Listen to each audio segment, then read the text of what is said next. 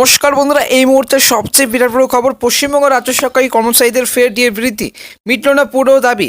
রাজ্য সরকারি কর্মচারীদের ফের ডিএ বৃদ্ধি, মিটল না পুরো দাবি। এবার কত শতাংশ বাড়লো, দাবি কত শতাংশ?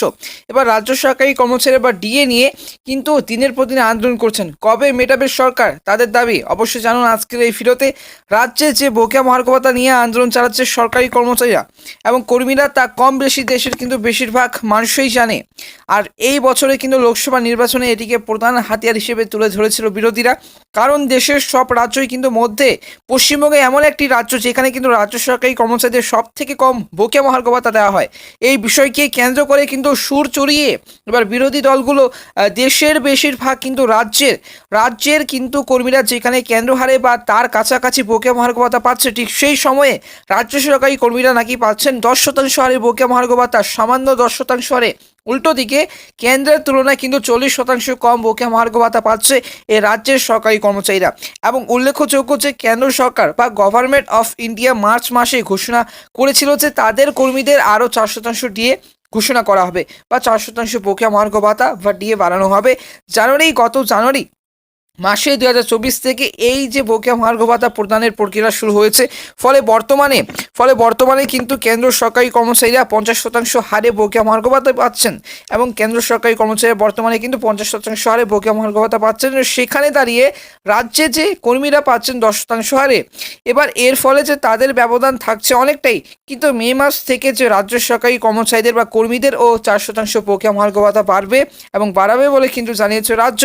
তবে এই ঘোষণা নতুন নয়, অনেক দিন আগেই কিন্তু করা হয়েছিল।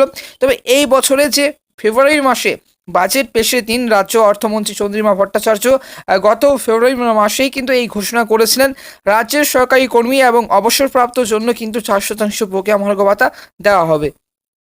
এতে রাজ্য সরকার প্রায় কিন্তু 14 লক্ষ কর্মী উপকৃত হবেন এবং আগামী মে মাস থেকে পেতে শুরু করবে এই বর্ধিত ভাতা। মে মাস থেকে 4% বকেয়া মহার্ঘ ভাতা বাড়লে রাজ্য সরকারি কর্মচারীদের কিন্তু মোট বকেয়া মহার্ঘ ভাতা পরিমাণ দাঁড়াবে কিন্তু 14%। তবে এই যে 4% বকেয়া মহার্ঘ ভাতা বাড়ানোর ফলে রাজ্য সরকারের উপরে কিন্তু চাপ পড়েছে অনেকটা।